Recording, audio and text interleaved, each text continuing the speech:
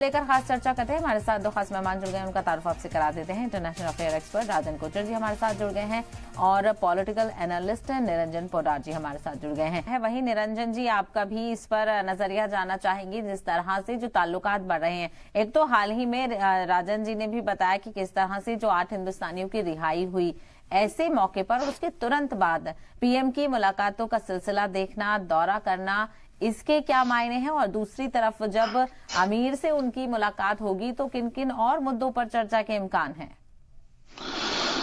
देखिए शहबाज, निश्चित रूप से आज ये मेरे हिसाब से हिंदुस्तान के इतिहास में कोई बहुत छोटा दिन मत मान के चलिए, बहुत बड़ा दिन है। और ये इसलिए है क्योंकि जिस तरीके से आपने देखा होगा कि भारतीय नागरिकों को वहां पे एक फांसी की सजा सुनाई और उस समय पूरे देश के अंदर ही नहीं, पूरी दुनिया के अंदर एक ये चर्चा छिड़ गई कि भाई क्या कतर इनको माफ करेगा, इनकी फांसी की सजा।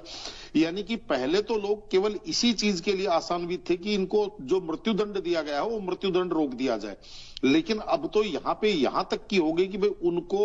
वहां से मुक्त करवा करके और स्वदेश वापसी यानी कि भारत वापसी का उनका रास्ता तैयार कर लिया। इसके अंदर एक चीज निश्चित रूप से देखिए सहबा, आपको इस चीज माननी पड़ेगी कि जिस तरीके से अभी हमारी जो विदेश नीति की, जो विदेश मामलों की जो टीम है एस जयशंकर जी के नेतृत्व के अंदर, वो इतनी स्ट्रांग और इतनी काबिल टीम है कि वो जिस तरीके से विदेश मामलों की पहले से तैयारी करते हैं, उन चीजों की उनका एक पूरा मैकेनिज्म तैयार करते हैं। और देशों के साथ जिस तरीके से आप ये समझ लीजिए, पहले के टाइम पे और आज के टाइम में जो मेरे को सबसे बड़ा फर्क ये लग रहा है कि आज आत्मविश्वास से भरा हुआ भारत जब सामने वाले से जब भी बात करता है तो कहीं ना कहीं सामने वाला उस बात को सम्मान करता है। और ये भी उस देश यानी कि कतर, जहां पे इस्लामिक राष्ट्र और जहां के जो आपराधिक कानून बड़े सख्त और बड़े ही जिसको कहते हैं, वहां पे इन चीजों को बहुत सीरियस लिया जाता है। आपराधिक कानून के मामले के अंदर सजा के मामले में बात कर रहा हूं। और वहां के देश ने भी अगर मान लीजिए हमारी बात सुनी और सुनकर के उस चीज के ऊपर बड़ी संवेदनशीलता से, देखिए इसके अंदर जिस तरीके से भी मेरे पूर्व वक्ता कह रहे थे कि भाई हमारे जो व्यापारिक रिश्ते हैं या हम उनसे गैस लेते हैं या हम उनको खाद्यान्न उपलब्ध करवाते हैं, केवल ये चीज तो बहुत महत्वपूर्ण है ही है, लेकिन केवल इन्हीं चीजों की वजह से आप ये सोचें कि इतना बड़ा पराक्रम अगर किसी देश का हो तो ऐसा नहीं है। उस देश के उसके लिए बहुत बड़ी तैयारी चाहिए। उसके अंदर एक सबसे बड़ी बात तो क्या है कि आज की तारीख के अंदर हमारे यहाँ 1 to 1 यानी कि राष्ट्राध्यक्ष से राष्ट्राध्यक्ष जिस तरीके से अपने संबंधों को प्रगाढ़ बनाता है और एक दूसरे के प्रति आपस में जिसको कहते हैं भरोसा और सामंजस्य का एक वो जो चीज देखी जा रही है, और उसके साथ में जिस तरीके से चाहे हमारे सुरक्षा सलाहकार हो, चाहे हमारी विदेश नीति की टीम हो, चाहे यानी कि पूरा एक टीम वर्क के रूप में जिस तरीके से काम कर रहे हैं, चाहे वो आप कतर की बात कर लें, चाहे कल जिस तरीके से हमने वहां पे एक मिडिल ईस्ट के अंदर अगर मान लीजिए पहला हिंदू मंदिर वहां पे उसकी प्राण प्रतिष्ठा देखी, और उसके अंदर भी वहां जिस तरीके से गर्मजोशी से वहां के स्थानीय नागरिकों ने भी उसके अंदर भाग लिया, तो ये एक आप ये मान के, और इसके अलावा एक दो चीजें और हैं वो भी आप देखिए, जो एक इस्लामिक राष्ट्र, इस्लामिक देशों का एक जो समूह है, उसके अंदर जिस तरीके से पहले पाकिस्तान के समर्थन में बातें की जाती थी, लेकिन अब धारा 370 हटाते टाइम भी वहां पे आप ये मान के चलिए एक तरह का भारत के प्रति सॉफ्ट कॉर्नर नजर आया। एक दो देशों को छोड़ करके, चाहे टर्की है या ऐसे जो एक दो देश है, उनको छोड़ करके बाकी कहीं भारत के प्रति किसी ने कोई विश्व वमन नहीं किया, किसी ने कोई इस प्रकार की कोई बयानबाजी नहीं करी। तो इसका मतलब क्या है? इसका मतलब यह है कि आज उनको भारत के ऊपर भरोसा है, और ये सारी की सारी ताकत मुझे ऐसा लग रहा है कि जो जिस तरीके से भारत की जो आज भारत के नागरिक हैं, वो एक पूर्ण बहुमत की सरकार जब बना करके दे रहे हैं, तो सबको ये लगता है कि भाई यहाँ का नेतृत्व भी मजबूत है, और यहाँ के नेतृत्व में यहाँ के प्रजा की भी पूरा का पूरा विश्वास है। तो निश्चित रूप से देखिए, जब भारत का विश्वास बढ़ेगा तो पूरा विश्व का विश्वास भारत के ऊपर बढ़ना लाजमी है, मेरा ये मानना है। बिल्कुल। और निरंजन जी, ये जो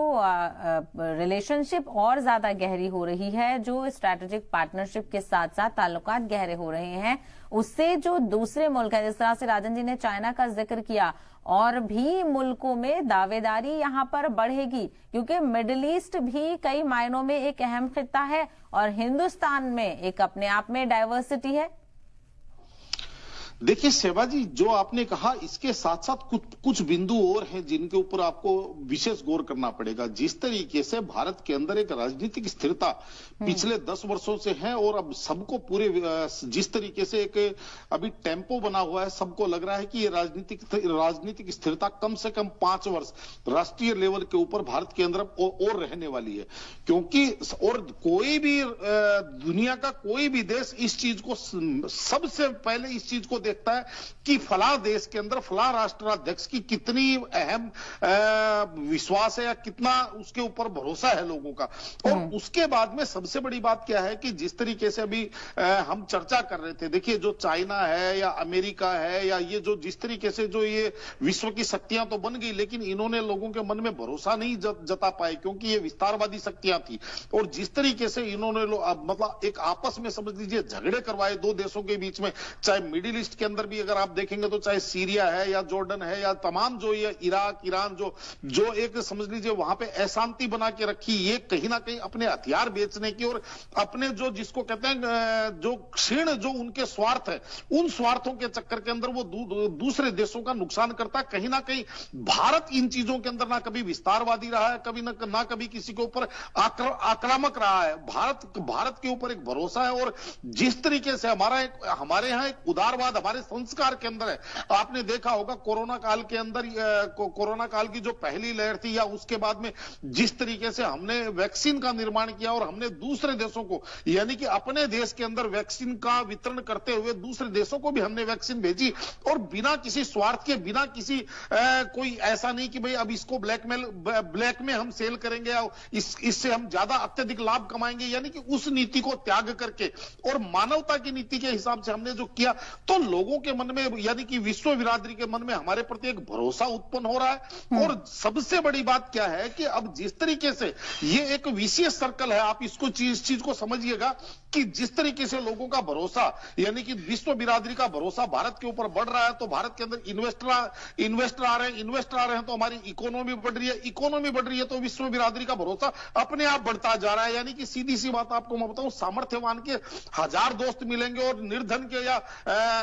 असमर्थ आदमी के आपको कोई आपको उसका शुभचिंतक कम ही दिखाई देंगे। तो कहीं ना कहीं आज भारत जिस तरीके से अपने आत्मविश्वास से लबरेज है और सामर्थ्यवता की तरफ आगे बढ़ता हुआ दिख रहा है। सब पूरी जिस तरीके से प्रधानमंत्री जी कहते हैं कि हम 2047 तक हम विकसित राष्ट्रों की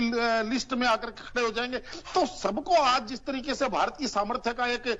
समझ लीजिए मुजाहिरा दिखाई दे रहा है, तो आज हर एक देश जो है भारत के साथ जुड़ना चाहता है, भारत के साथ एक आपसी तालमेल और आपसी संबंध जो है उनको प्रगाढ़ करता जा रहा है। और उसके ऊपर हमारी जो विदेशी मामलों की जो टीम है ये भी बहुत अच्छा काम कर रही है। इसके लिए हमें एक गर्व होना चाहिए और उम्मीद करनी चाहिए कि आगे और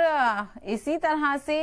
जब ये सारी चीजें देखने को मिली, हिंदुस्तानी भी वापस आए कतर से। आप दोनों का बहुत शुक्रिया इस हवाले से बातचीत करने के लिए, अपना कीमती वक्त देने के लिए।